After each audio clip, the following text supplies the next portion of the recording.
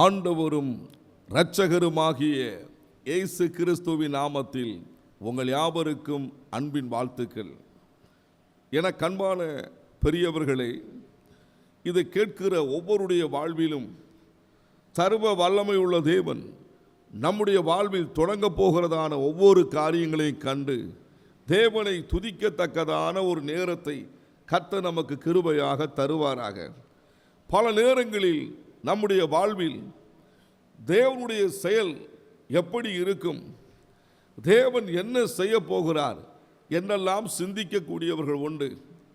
ஆனால் இன்று தேவனுடைய வார்த்தை தெளிவாக சொல்லுகிறது. ஏசாயா தீர்க்கதரிசியின் புத்தகம் 58 அதிகாரம் 11 வாசிக்க கேட்கும் பொழுது இவ்வண்ணமாக கூறுகின்றன. சற்றே நாம் கவனிப்போம். கர்த்தர் நித்தமும் உன்னை நடத்தி மகா வறட்சியான காலங்களில் உன் ஆத்துமாவை திருப்தியாக்கி உன் எலும்புகளை நினமுள்ளதாக்குவார். நீ நீர்ப்பாய்ச்சலான தோட்டத்தைப் போலவும் வற்றாத நீரூற்றைப் போல இருப்பாய். அன்றைய நாட்களில் தேவனுடைய ஜனங்களின் நடுவில் தேவனுடைய செயலை தேவன் வெளிப்படுத்த போகிற காரியத்தை அன்று தேவ ஜனங்களுக்காக தேவன் அறிவிக்க தொடங்கினார். பல நேரங்களில் நம்முடைய மனதிலே கவலைகள், சோர்வுகள், அதைரியங்கள், நம்பிக்கையற்ற நிலைமை, புலம்பலின் காரியங்கள் நம் கண்முன் தோன்றும் போது தேவனாகிய கர்த்தர் அதை மாற்றி அதற்கு பதிலாக அவர் யார் என்பதை விளங்க பண்ணுகிறதை தேவனுடைய வார்த்தை தெளிவாக சொல்கின்றன. அவர் நித்தமும் நம்மை நடத்தி தேவனுடைய வார்த்தை சொல்லுகிறது. அவர் நம்மை நடத்துவார். இதை கவனித்துக் கொண்டிருக்கிற என் அன்புக்குரிய தேவனுடைய பிள்ளைகளை, உங்களுடைய மனதிலே இன்றைக்கு ஏதோ ஒரு காரியத்தை குறித்து தேவன் எப்படி இந்த காரியத்தை என்னை நடத்துவார், இந்த காரியத்தில் தேவனுடைய நடத்திப்பை நான் எப்படி அறிந்து கொள்வது என்றெல்லாம் கேட்கிறீர்களோ, தேவனுடைய வார்த்தை சொல்லுகிறது. அவர் நித்தமும் நடத்தி ஒரு நாளும் அவர் கைவிடவே மாட்டார். உலகில் சூழ்நிலைகள் மாறலாம் பிரதர், இப்பொழுது நீங்கள் காண்கிறவைகள் மாறலாம், மாறாது என்று சொல்லவில்லை. ஆனால் நேற்றும் இன்றும் என்றும் மாறாத தேவன் வாக்கு கொடுத்தபடி நிச்சயம் அவர் நடத்துகிறதை காண முடியும். சரி, தேவனுடைய நடத்துதல் எவ்வளமாக இருக்கும், அதை அறிந்து கொண்டு எப்படி நாம் இந்த உலகிலே வாழ வேண்டும் என்பதற்காக தேவன் காண்பிக்கிற வழியை சற்றே நீங்கள் கவனிக்க வேண்டும்.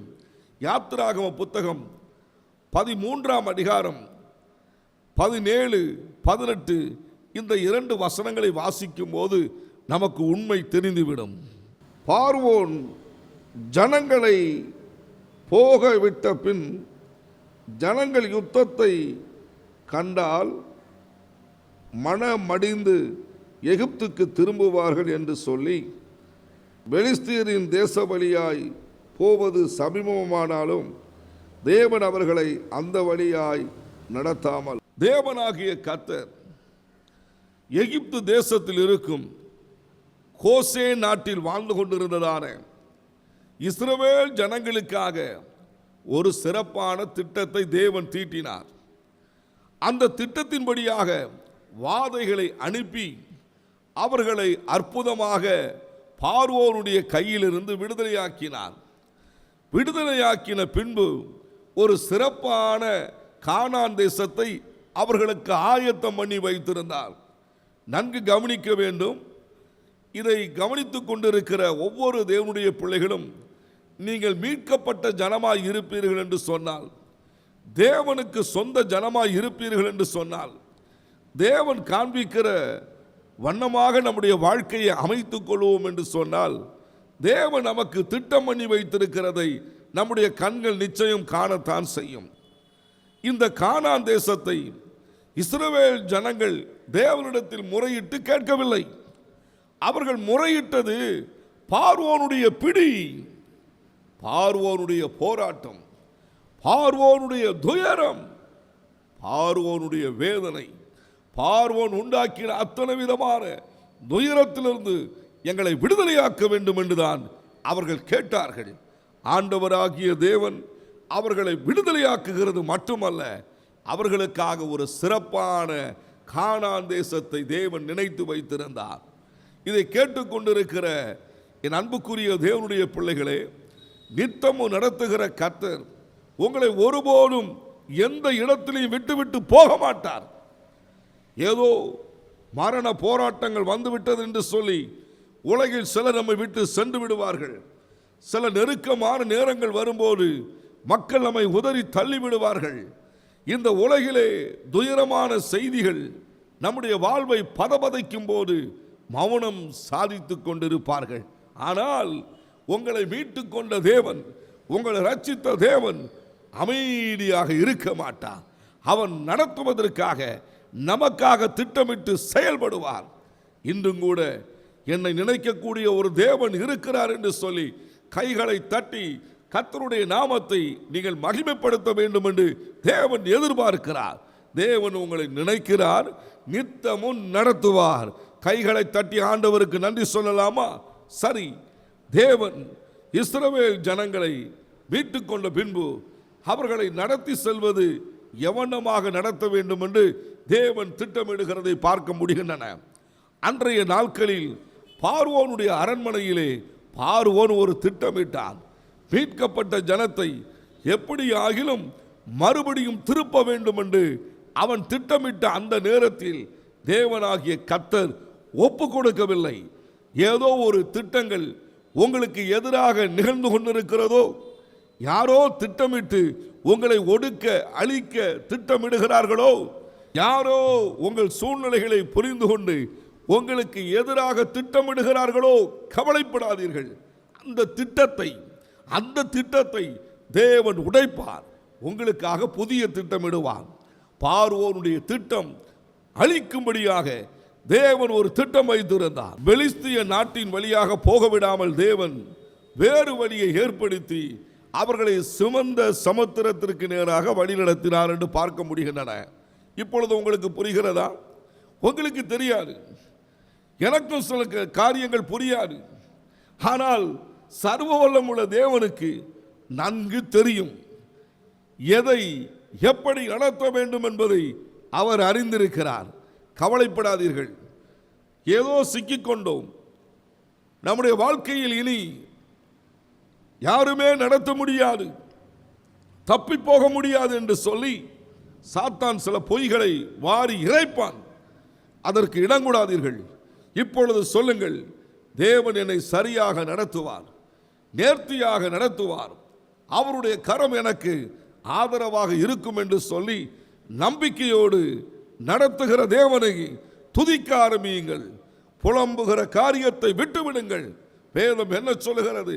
உலகத்தின் முடிவு பரியந்தமும் சகல நாட்களிலும் நான் உங்களோடு கூட இருப்பேன் என்று சொன்னார். ஆம் பிரியமானவர்களே, நாட்கள் உருண்டோடி விட்டது. சூழ்நிலைகள் எல்லாம் எதிராக இருக்கிறது. ஏதோ ஒரு வளையம் உங்களை வளைந்து கொண்டிருக்கிறது, தடுத்து கொண்டிருக்கிறது. கொஞ்சம் கூட முன்னேறி செல்ல முடியவில்லை என்று சொல்லி வேதனையும் புலம்பலோடு அழுகையோடு இந்த நிகழ்ச்சியை நீங்கள் கவனித்துக் கொண்டிருக்கிறீர்கள். இப்பொழுது கர்த்தருடைய வல்லமை உங்களை தப்புவிக்கும்படியாக, விடுவிக்கும்படியாக, துணை நிற்கும்படியாக வெளிப்பட போகிறது. சரி, தேவனாகிய கர்த்தர் அவர்களை சிவந்த சமுத்திரத்தின் வழியாக நடத்துகிறார் என்று பார்க்க முடிகின்றன. சில நேரத்தில் ஆண்டவர் நம்மை நடத்துகிற விதத்தை நம்மால் புரிந்து கொள்ள முடியாது. ஏன் இப்படி செய்கிறார்? சில கேட்பார்கள், எதற்குயா எனக்கு இப்படி? அப்படித்தான். எதற்குயா இப்படி? அப்படித்தான். தேவன் சரியாக செய்வார். இதை கேட்டுக்கொண்டிருக்கிற, கவனித்துக் கொண்டிருக்கிற எனக்கு அன்பான தேவனை நேசிக்கிற தேவனுடைய பிள்ளைகளே, தேவன் எப்படி நடத்தினாலும் அவர்தான் நம்மை சுமக்கிறார், அவர்தான் நம்மை காக்கிறார், அவர்தான் நமக்கு எல்லாம். உங்களை ஒருபோதும் விடவே மாட்டார். சிவந்த சமுத்திரத்தின் வழியாக நடத்தி சென்றார்.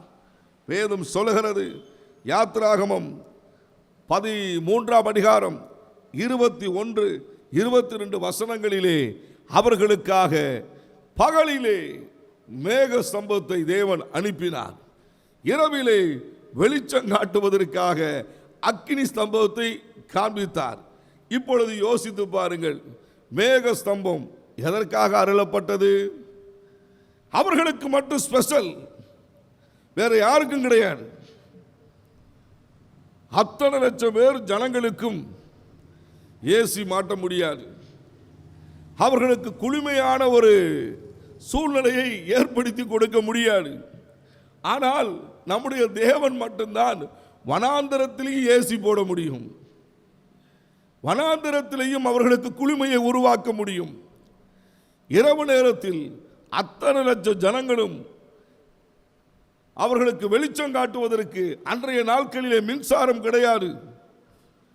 வெளிச்சம் காட்ட வேண்டும், இரவு நேரத்தினுடைய குளிர்களை போக்குவதற்காக அவர்களுக்கு உஷ்ணமும் தேவைப்படுகிறது. தேவன் இந்த 2 காரியத்தையும் ஒரே காரியத்தில் செய்து முடிக்கிறார். இரவு நேரத்தில் வெளிச்சம் காட்டுகிறார், மறுபக்கத்தில் அவர்களுக்கு தேவையான உஷ்ணமும் அதிலிருந்து கிடைக்கிறதை பார்க்க முடிகின்றன. பகல் நேரத்தில் வெயில் சுட்டரிப்புக்கு தப்புவிக்கிறார், குளுமையானதை கொடுக்கிறார். ஹலோ, அரசாங்கம் கூட நமக்கு இப்படி செய்ய முடியாது. உங்க நண்பர்களோ, உறவினர்களோ, பெற்றோர்களோ யாருமே செய்ய முடியாத காரியத்தை நம்முடைய தேவனாகிய கர்த்தர் நம்மேல் பாசம் வைத்து, நம்மேல் நேசம் வைத்து நமக்காக செய்து முடிக்க போதுமானவர். அத்தனை லட்சம் ஜனங்களும் அந்த வனாந்தரத்தில், அரபு நாட்டு வனாந்தரம் என்று சொன்னால் உஷ்ணம் தாங்க முடியாது. 40 ஆண்டு காலம் அவர்களுக்கு எந்த ஒரு ஏசியில குறைவே இல்லை, குளுமையாகவே வாழ்ந்தார்கள். இரவு நேரங்களிலே வெளிச்சத்திலே வாழ்ந்தார்கள். தேவனுடைய கரம் அவர்களுக்காக அவண்ணமாக செய்தது. இப்படிப்பட்டதான சீரை பெற்ற ஜனங்களாகிய நீங்கள் ரட்சிக்கப்பட்டதை எண்ணி தேவனை துதியுங்கள். இதை கவனித்துக் கொண்டிருக்கிற ஆரம்ப ஊழியர்களை, ஏதோ ஒரு காரியத்தை குறித்து மனம் உடைந்து மன சோர்வோடு கூட எதற்குயா எதற்குயா என்று நீங்கள் வினாவுகிறீர்கள். ஸ்டாப், என் தேவன் என்னை சரியாய் நடத்துகிறார் என்று சொல்லுங்கள். நித்தமும் நடத்துவார். எனக்கு என்ன தேவை உண்டோ அது நிச்சயம் தருவார். ஏற்ற வேளைகளிலே எல்லா விதமான வாசல்களையும் திறப்பார். குறைவுகளுக்கு நடுவிலே நிறைவை தந்து என்னை மகிழ்விப்பார் என்று சொல்லி ஒரு கம்பீர நடை உருவாகட்டும், ஒரு மகிழ்ச்சியின் நடை உங்களுக்கு உருவாகட்டும். தேவன் நடத்துகிற பாதைகளிலே நீங்கள் சோர்ந்து போகாதபடி மகிழ்ச்சியோடு கூட இருக்க கர்த்தர் நமக்கு கிருபை தருவாராக, கிருபை தருவாராக. நித்தமும் நடத்துகிற தேவன். ஏசாயா தீர்க்கதரிசி அன்றைக்கு தேவ ஜனத்தை பார்த்து சொன்னார், நித்தமும் நடத்துவார், உன் ஆத்துமாவை திருப்தியாக்கி என்று சொல்லப்படுகிறது. இந்த உலகிலே ஆத்துமாவை திருப்தியாக்க எந்த மார்க்கத்திலையும் வழிகள் கிடையாது. ஒரே ஒரு மார்க்கம், கிறிஸ்தவ மார்க்கத்தில் மட்டும்தான் ஆத்துமாவில் அமைதியும் திருப்தியும் கொடுக்க முடியும்.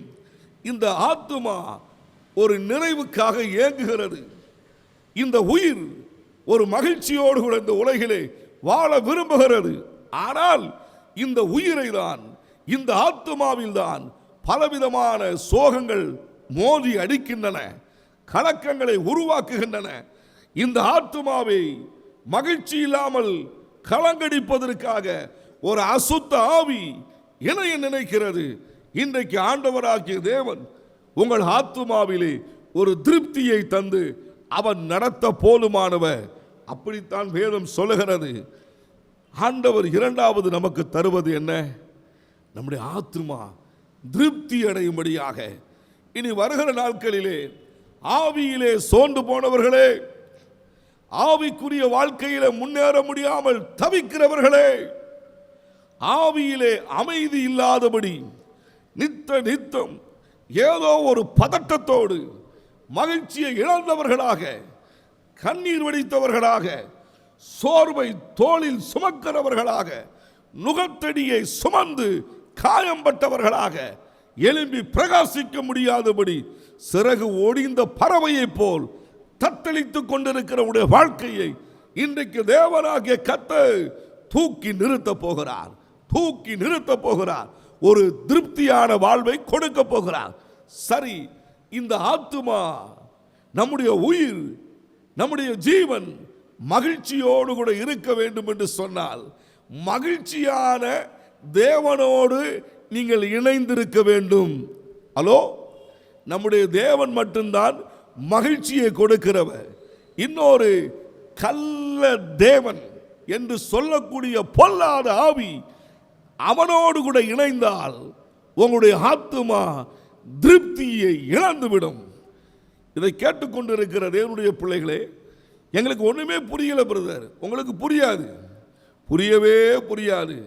ஸ்தோத்திரம், அல்லேலூயா, ஆனந்த பாக்கியம், மகிழ்ச்சி என்று சொல்லுகிற தேவனுடைய பிள்ளைகளே, சில நேரங்களில் இந்த உலகத்தினுடைய சூழ்நிலைகளுக்காக, இந்த உலகத்தினுடைய காரியங்களுக்காக உங்களுடைய ஆத்துமா அங்கே திருப்பப்படுகிறது. உங்களுடைய வாழ்க்கை பயணம் அதோடு திருப்பப்படுகிறது.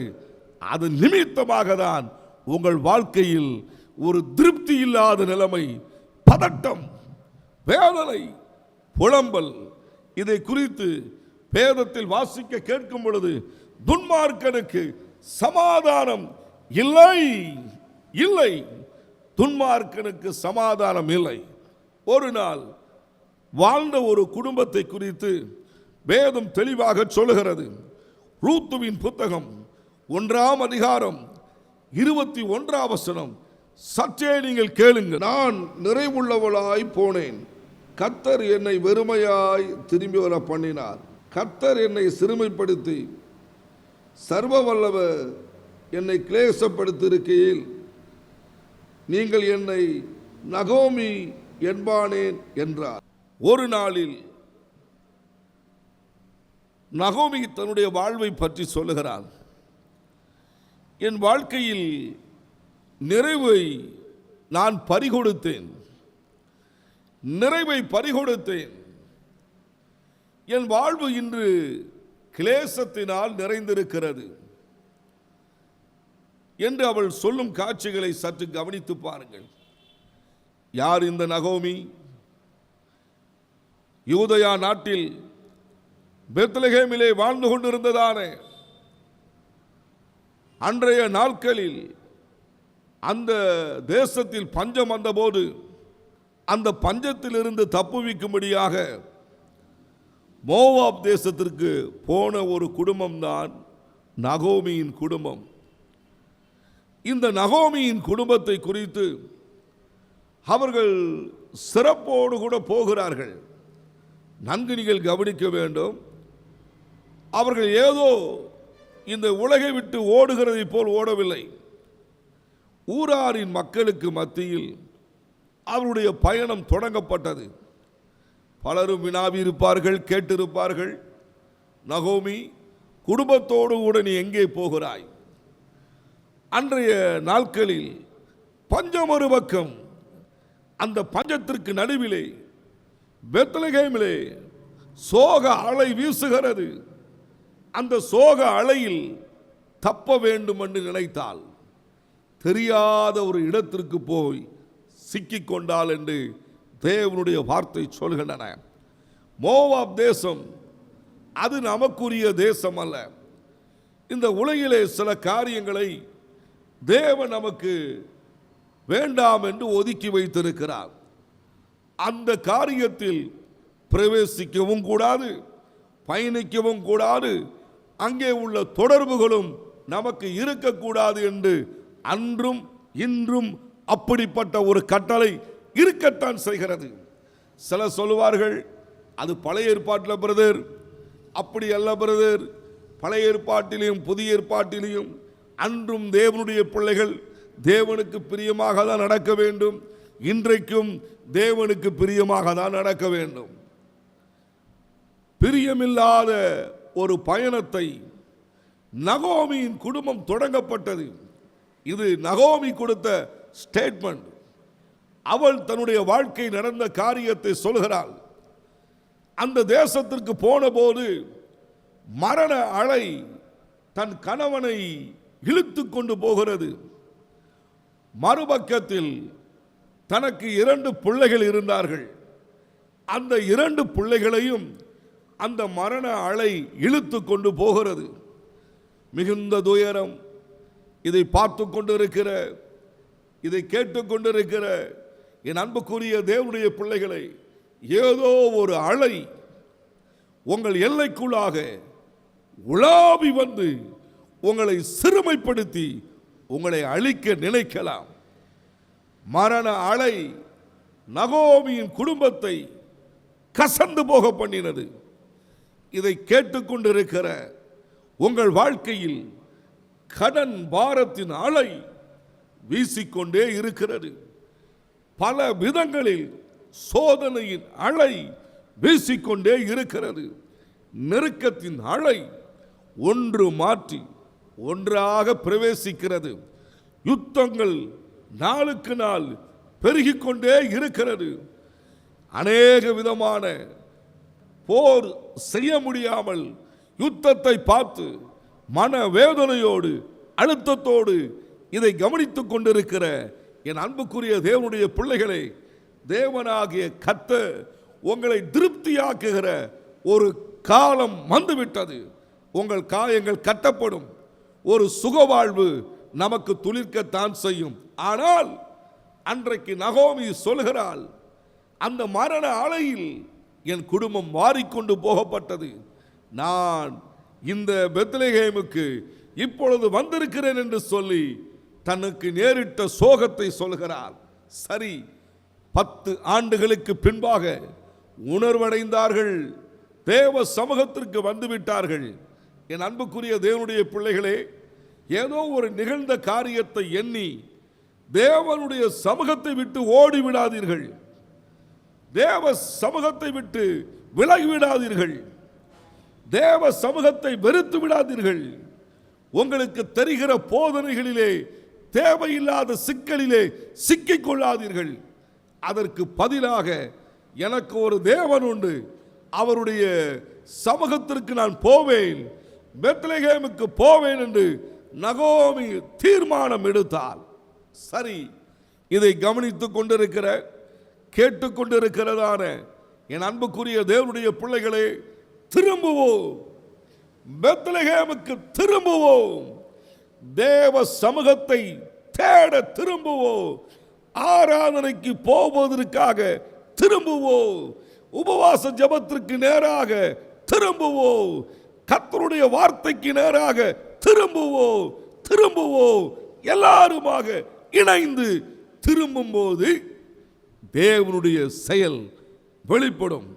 நகோமிக்கோ மரண அலையிலே சிக்கிக் கொண்டார்கள். எல்லாரும் திரும்ப முடியவில்லை. நகோமியும் அவருடைய மருமகள் ரூத்துவும் திரும்பினார்கள், பெத்லகேமுக்கு வந்தார்கள். இப்பொழுது உங்களுக்கு புரிகிறதா? ஏதோ ஒரு அலை நம்முடைய வாழ்க்கையில் மோதி விடலாம். ஆனால் தேவ சமூகத்திற்கு வருவீர்கள் என்று சொன்னால் அந்த அலையை கர்த்தர் அடக்க பண்ணுவார், அமர பண்ணுவார், இறையாதே என்பது அதை அதட்டி விடுவார். இப்பொழுது யோசியுங்கள், தேவ சமூகத்திற்கு வரும்போது தேவன் செய்கிற எத்தனை எத்தனை அதிசயங்கள் உண்டு. இனி வருகிற நாட்களிலே அது உங்கள் இல்லங்களிலே நடந்தேறுகிறதை காணப்போகிறீர்கள். திருப்தியற்ற நகோமி துயரத்தோடு கூட சொல்கிறார், என்னை நகோமி என்று அழைக்காதீர்கள், கிளேசம் மாறா மாறா என்று தன்னை தாழ்த்துகிறாள். தனக்கு நேரிட்ட காரியத்தை உணர்ந்து விட்டால் உணர்வுள்ள இருதயத்தை தேவன் தேடுகிறார். சுத்த இருதயம் உள்ளவர்களுக்கு தேவன் நல்லவராய் இருப்பேன் என்று வாக்குரைத்திருக்கிறார். உணர்வு இல்லாதபடி எதையோ மறைப்பதற்காக மற்றொரு காரியத்தை மறைத்து அதிசயம் செய்கிற தேவனுடைய செட்டை நிழலை விட்டு விலகி போகிற ஜனமே, திரும்புவோம், தேவனுடைய செட்டை நிழலுக்குள் ஓடி வந்து விடுவோம். அவர் நமக்கு இரக்கம் செய்வார், கிளேசத்தை நம்மை விட்டு நீக்குவார், கசப்பான வாழ்வை நம்மை விட்டு அகற்றுவார். நம்முடைய ஆத்துமா மகிழ்ந்திருக்கும்படியாய் தேவன் நமக்கு உதவி செய்வார். சரி, ஏசாயா தீர்க்கதரிசியின் புத்தகம் 58 அதிகாரம் 11 வசனத்தில் வாசிக்க கேட்கும் பொழுது வேதம் இவ்வண்ணமாய் சொல்கிறது, கவனியுங்கள். நீ நீர்ப்பாய்ச்சலான தோட்டத்தை போலவும் வற்றாத நீரூற்றை போல் இருப்பாய். இந்த காரியத்தை ஆண்டவர் மூன்றாவது கொடுக்கிற ஆசீர்வாதம் இதுதான். நீர்ப்பாய்ச்சலான தோட்டம், வற்றாத நீரூற்று. ஒரு தேவனுடைய பிள்ளையை தேவன் நிறைவாய் நடத்தும் போது அந்த நிறைவானது ஒரு குறிப்பிட்ட காலத்தில் மாறிவிடாது. சிலர் சொல்லுவார்கள், ஒரு காலத்தில் இவங்க நன்றாக வாழ்ந்தார்கள் ஐயா, இப்பொழுது அவர்கள் வாழ முடியாமல் போய்விட்டார்கள், பரிதாபமாக இருக்கிறேன் என்று சொல்லக்கூடியதை நான் கேட்டிருக்கிறேன். தேவனுடைய பிள்ளைகளே, கர்த்தர் நமக்கு அப்படிப்பட்ட வாக்குத்தத்தத்தை தரவில்லை. நீர்ப்பாய்ச்சலான தோட்டத்தை போல இருப்பாய், இது ஒரு பக்கம். ஆனால் இந்த நீர்ப்பாய்ச்சலான தோட்டத்திற்கு வேற எதுவுமே தேவையில்லை, ஒரு வற்றாத நீரூற்று தான் தேவை. நீர்ப்பாய்ச்சலான தோட்டத்தை கொடுக்கிற கர்த்தர் வற்றாத நீரூற்றையும் அங்கே இந்த வாக்குத்தத்தத்தை கொடுக்கிறார். உங்களுக்கு புரிகிறதா? நீங்கள் கர்த்தருக்காக தெளிந்த நிலையிலே தேவனுக்கு பிரியமாக உண்மையாக இருப்பீர்கள் என்று சொன்னால் நீங்கள் கீழே வர மாட்டீங்க. ஆனால் இன்னைக்கு கீழே வந்திருக்கீங்க, என்னங்கிறத நீங்க தான் கண்டுபிடிக்கணும். வேதம் என்ன சொல்கிறது? நீ கீழாகாமல் மேலாவாய், வாளாகாமல் தலையாவாய். ஆனா இன்னைக்கு வாளாக இருக்கிறோமே, என்ன? ஆண்டவருடைய அதிசயமான காரியம், உங்களை கம்பீரமாக தான் தேவன் நிறுத்தி பார்க்க ஆசைப்படுகிறான். உங்களை ரட்சித்த தேவன் ஏதோ ஒரு குடிசை வீட்டில் வாழ்வதற்காக இல்லை, நித்தியமாய் அந்த ஜோதிகளின் மத்தியில் வாழ்கிறதான அந்த மகிமையான அந்த மோட்ச வீட்டில், அந்த தங்க வீதியிலே சிறப்பான இடத்தில் இருக்கும்படியாக தான் உங்களுக்காக ஒரு திட்டம் வைத்திருக்கிறார். நான் போய் உங்களுக்கு ஒரு வாசஸ்தலத்தை ஆயத்தம் பண்ணுவேன் என்று சொன்னார். என் அன்புக்குரிய தேவனுடைய பிள்ளைகளே, இவ்வளவு பெரியதான நம்மேல் பாசம் வைத்திருக்கிற அந்த தேவனுடைய சமூகத்தை விட்டு ஏன் நாம் தூரமாய் போக வேண்டும்? நீர்ப்பாய்ச்சலான தோட்டம் என்று சொல்லுகிறவர்களே, எச்சரிக்கையாயிருங்கள். உங்கள் வற்றாத நீரூற்று இருக்கிறதா? வற்றாத நீரூற்று இருக்கிறதா? நீர்ப்பாய்ச்சலான தோட்டம் ஆகிவிட்டோம், வற்றாத நீரூற்று பக்கத்தில் இருக்கிறதா என்பதை உணர்ந்து கொள்ளுங்கள்.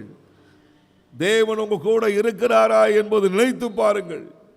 ஆஸ்திகளும் மேன்மைகளும் வரும்போது நாமே திட்டமிடுவோம், நமக்கு தெரிகிறவைகளை எல்லாம் பேசுவோம், தேவ சத்தத்தை விட்டு விடுவோம், தேவ சமூகத்தை உதறிவிடுவோம், தேவனுடைய வார்த்தையை மதிப்பது இல்லை.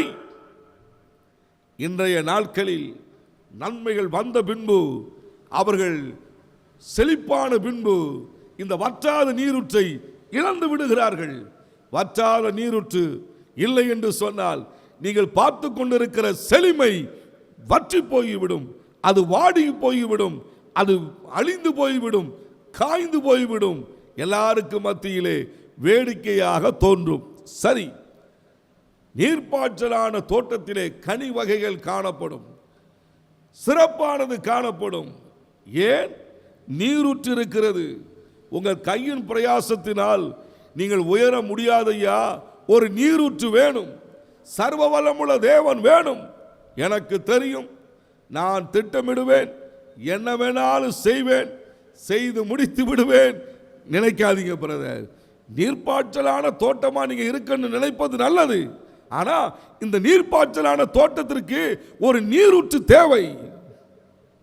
ஹலோ பிரதர், படிக்கிறேன் படிக்கிறேன் படிக்கிறேன், உழைக்கிறேன் உழைக்கிறேன் உழைக்கிறேன், நன்கு சந்தோஷம். ஆனா இந்த நீரூற்று இல்லாமல் நீங்கள் எதை படித்தாலும் செழுமையை பார்க்க முடியாது.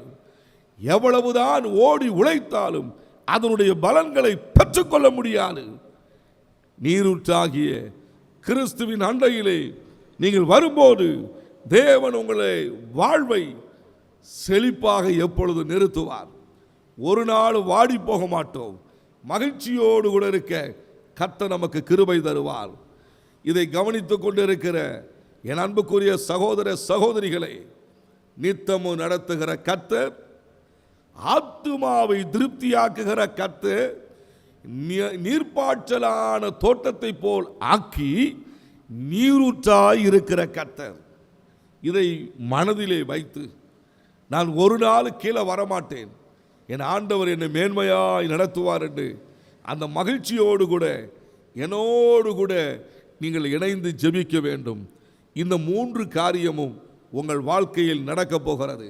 தேவனுடைய செயலை நீங்கள் பார்க்க போகிறீர்கள். கண்களை மூடி நாம் ஜெபிக்கலாம். பரலோக பிதாவே, நாங்கள் உம்மை ஸ்தோத்திரிக்கிறோம் ஆண்டவரே. என்னோடு கூட இணைந்து ஜெபிக்கிற ஒவ்வொரு குடும்பங்களுக்காக, ஒவ்வொரு நபர்களுக்காக, ஒவ்வொரு வாலிப சகோதர சகோதரிகளுக்காக, சிறியோருக்காக, எல்லாருக்காகவும் நாங்கள் ஜெபிக்கிறோம். தேவனே, நீங்கள் நடத்த வேண்டும், இவர்களை திருப்தியாக்க வேண்டும், இவர்களை செழுமையாக்க வேண்டும். அப்பா, நீர் கைவிடாத நேசரப்பா. இவர்களுடைய வாழ்க்கையிலே உம்முடைய செயலின் வல்லமை இப்பொழுது தொடங்குவதாக, இப்பொழுது தொடங்குவதாக. துயரங்கள் நீங்குவதாக, வேதனைகள் விலகட்டும் இயேசுவின் நாமத்தில். எல்லா விதமான போராட்டங்களும் முடிவுக்கு வரட்டும். அற்புதமான தொடுதலை இவர்கள் பார்க்கட்டும் இயேசுவின் நாமத்தில். ஹல்லேலூயா. ஒவ்வொருவரையும் ஆசீர்வதிங்க, ஒவ்வொருவரையும் பலப்படுத்துங்கப்பா. உங்க நன்மையும் கிருபையும் இவர்களை சூழ்ந்து கொள்வதாக, மேன்மை பெருகுவதாக. வனாந்தரங்கள் மறையட்டும், புது வாழ்வு உண்டாகட்டும். துக்கங்களுக்கு இவர்கள் விலக்கி பாதுகாக்கப்படட்டும். தேவனே, உம்முடைய சமூகத்தில் ஒப்பு கொடுக்கிறோம் ஐயா. எந்தெந்த காரியத்திலே தவறி இருக்கிறார்களோ அந்த தவறுதலை மன்னித்து மனதிறங்கி கிருபை செய்து உம்முடைய இரத்தத்தினால் சுத்திகரித்து அற்புதம் செய்யும்படியாக நாங்கள் ஜெபிக்கிறோம். உங்க கரங்களில் ஒப்பு கொடுக்கிறோம். ஆசீர்வதிக்க வேண்டும் என நாங்கள் ஜெபிக்கிறோம். ஜெபம் கேளும் நல்ல பிதாவே. ஆமேன், ஆமேன், ஆமேன். எங்கள் முகவரி பிரதர் கே. செல்வம், இயேசுவின் வெற்றி ஊழியம், 1E கீழ் 280, போல்பேட்டை மேற்கின் தொடர்ச்சி, மீளவிட்டான் ரோடு, தூத்துக்குடி. அவர் contact brother K. Selvam, victory of Jesus ministry, 1E பார் 280, போல்பேட்டை வெஸ்ட், மீளவிட்டான் ரோடு, தூத்துக்குடி.